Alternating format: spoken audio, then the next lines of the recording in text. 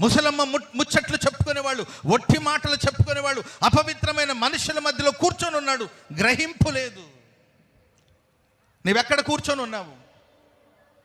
నీ చుట్టూ ఉన్న మనుషులు ఎలాంటి వాళ్ళు? నిజంగా నీ పెదవులు పవిత్రమైనవేనా?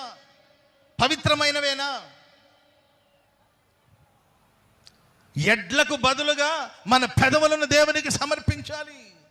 మనం అర్పించే అర్పణల కన్నా మన జీవితం ముఖ్యం. ప్రేమైన వారు, మన దేవుడు పరిశుద్ధుడైన దేవుడు.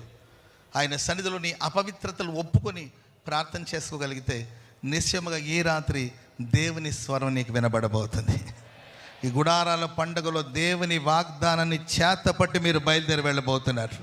దేవుని మాటల్ని పట్టుకొని మీరు బయలుదేరి వెళ్ళబోతున్నారు. దేవుని మాటల్ని పట్టుకొని మీరు బయలుదేరి వెళ్ళబోతున్నారు. హల్లెలూయా.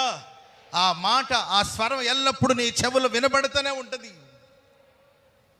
ఆమె చెప్పండి గట్టిగా, చెప్పండి గట్టిగా హల్లెలూయా. నేను దేవుని వాక్యం చెప్పడం ముఖ్యం కాదు. దైవ సేవకులు ఎంత గొప్పగా ప్రసంగం చేశారనేది కాదు ముఖ్యం. దైవ సేవకులు ఎంత గొప్ప మర్మాలు బయలుపరిచారనేది కాదు ముఖ్యం. ఆ విన్న వాక్యం.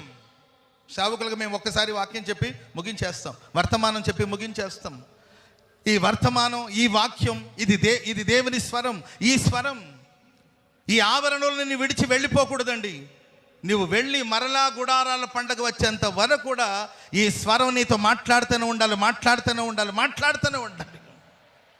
స్తోత్రం చెప్పండి గట్టిగా, హల్లెలూయా.